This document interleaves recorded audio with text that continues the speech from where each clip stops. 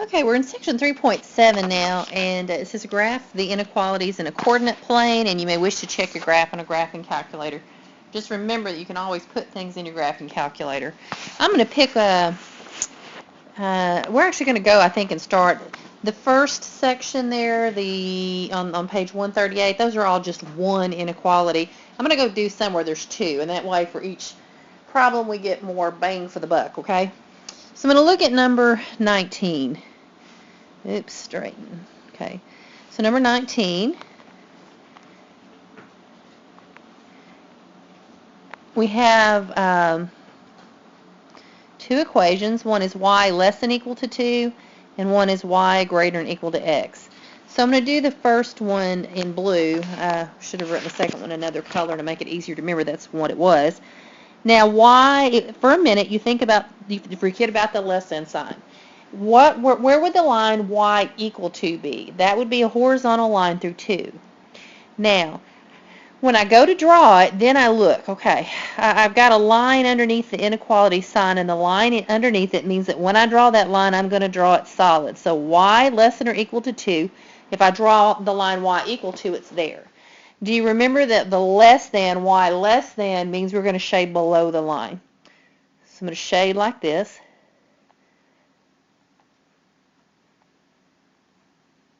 Okay.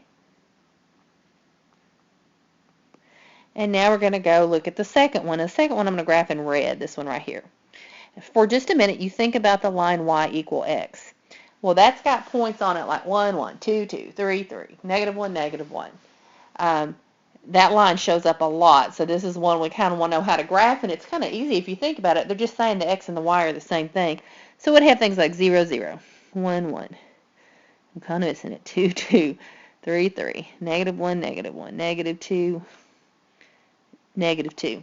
So basically, am I supposed to draw that line dotted or solid? Well, I look up here, and this little line underneath the inequality means we draw it solid. So let me just kind of... This line splits the first and the third quadrant in half. Okay, and it's a very important line. It's going to show up in our studies later this year. Now I want the y's greater than or equal to x. Greater than means I've drawn the line, and I'm going to shade above it. So to shade above it, I'm going to do this. Okay. Now what we're looking for in the solution set is where do the red and the blue overlap. That's one way to do it. If I had graphed this all in one color, I'd be looking for where do these little squares or rhombi get formed. And so what we usually do is when we're done, we look, and where does this overlap? It overlaps right all up in here, okay? So we usually kind of shade it in to show that we know where the solution area is, okay? So that's what you do on 19. Okay, if we look at, we'll look at another one, thinking 25 maybe? No, I didn't assign that one, but maybe 27. Let's do 27. Okay, so 27, we have two equations, and I'll write them in different colors so that you can see what color I'm graphing in matches the color I wrote the equation. X plus 2y less than 2 is one equation. And then another one I'll write down here, the second one is x minus 2y greater than 2. Okay. So what we're going to do is we need to solve for y because we've got to graph these equations. So I'm going to move the x to the other side by subtracting it.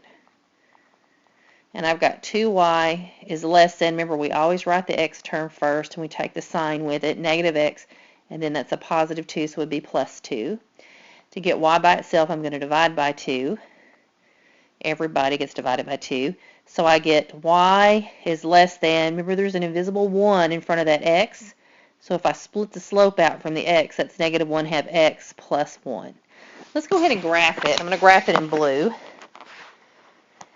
Okay, so if you remember, this has a y-intercept of 1, the number on the end. So I'll try to get that as best I can.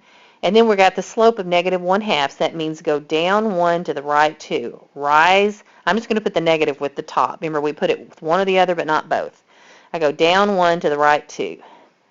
down 1 to the right 2. Trying to hit it, but again, it's kind of hard with a stylus. Sometimes it's not, doesn't pick up where you always want it.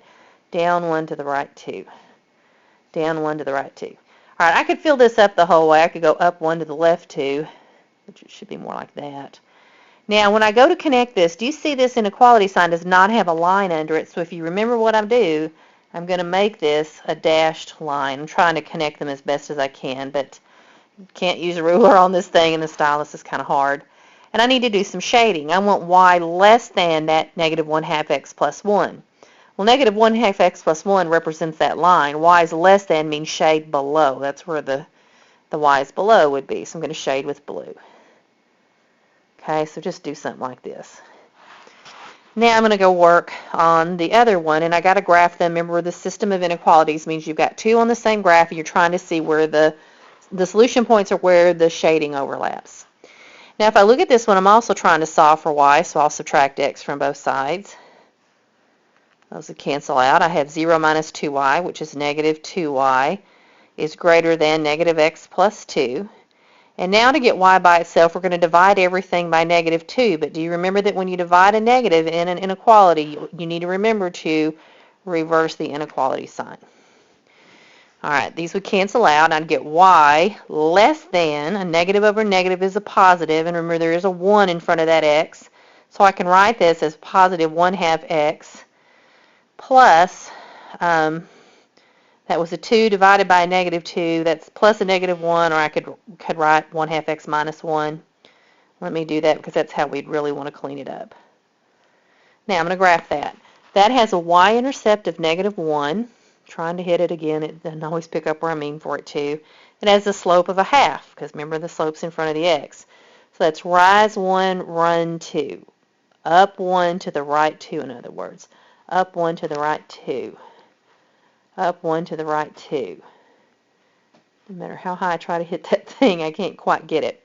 Okay, so if you look, the inequality sign did not have an equal sign under it, so I'm also going to draw it dashed and try to connect those like that. And then y less than means I shade below the line. That would be like this. Okay. Oops, I went too far. I do not want... See if I can do that. Can I take that one off? Nope. I don't want this one. And I don't even want it right here because there's no overlapping there. Oh, well, actually, I'm sorry. The green can go there. But if I'm looking for overlapping, where are the solutions? Well, it's easy to see that the colors overlap, or you see these kind of diamond rhombus-shaped things where the blue and the green are. Now, here's the deal. You see that dotted green line? There are no solutions on the dotted green line. So that doesn't, if I were to pick a point off that line, it would not work. But everything below it would, here. They overlap over here. They overlap over here. And they go up to this dotted blue line over here that's just right above the yellow. But if I were to pick a point on that dotted blue line, it would not work in the equations. It would not be a solution because that's a dotted line. So if you ever have dotted lines, there are no solutions on dotted lines, but if you have a solid line, those also count as a solution. But basically, this yellow shaded area is where my solutions are. I can write this and this algebraically to show where my solutions are, but most of the time on these kind of problems, they just actually graph them so we can visually see the solutions, and that's usually how you give your answers with a graph. If you were on an ACT test, they might show a graph with, I'll use some different colors here. I'll use a pink. They might have shaded in this part over here where the blue was for one answer. Maybe they'd shade in over here for another answer. Maybe they'd shade in over here for another answer, and they'd say which one's correct. And you'd have to pick the one where that yellow shading is. Okay, let's look at 31. 31, this happens a lot, okay? Especially, there's going to be a section we probably will come to in this course. There's always in calculus, this sort of thing happens all the time. So we kind of get used to it in lower grades just by kind of looking at where these solutions would intersect, okay? So this is something you might see in calculus. Okay? I'm going to graph these lines. The first two lines I don't have to do anything to. If you remember when you're thinking about how to graph them, for a minute you forget about the inequality. Where would the line x equals 0 be? Well, x equals 0 is just the y-axis here, okay? And so I graphed it. I drew it solid because of this line under the inequality. Now, where are the x's that are bigger than 0? Now we think about the inequality when we go to shade. Well, they're to the right, correct? We know that the bigger x's are over to the right, so we could shade like this. Okay, now let me do the next one in blue. Where's y equals 0? For a minute, we're just forgetting about the greater than sign. Let's graph the line y equals 0, and we know we're going to graph it solid because of this line under the inequality. Well, y equals 0 is the x-axis. And because I'm supposed to graph it solid, I'll just draw it in solid. And we want y's bigger than 0. Greater than means bigger. Greater than, shade above. So we could shade up here.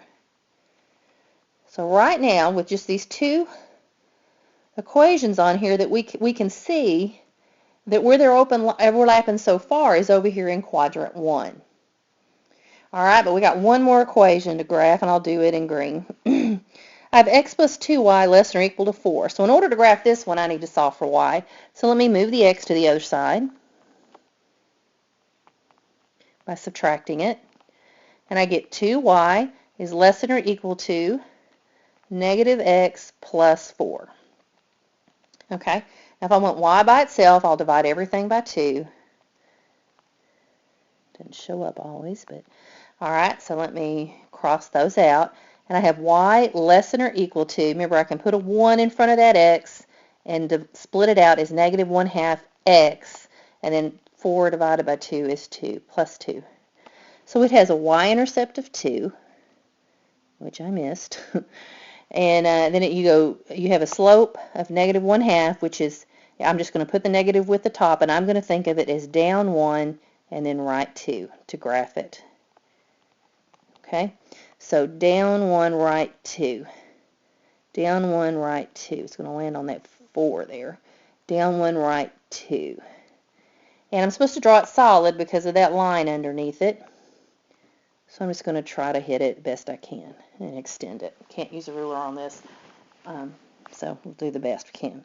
And I'm supposed to shade less than because of the less than symbol, so I'm going to shade right like this. Now, where do all the red, the green, and the blue overlap? Well, there's just a very small area where it overlaps, and I'm going to shade it in solid yellow so you can see it.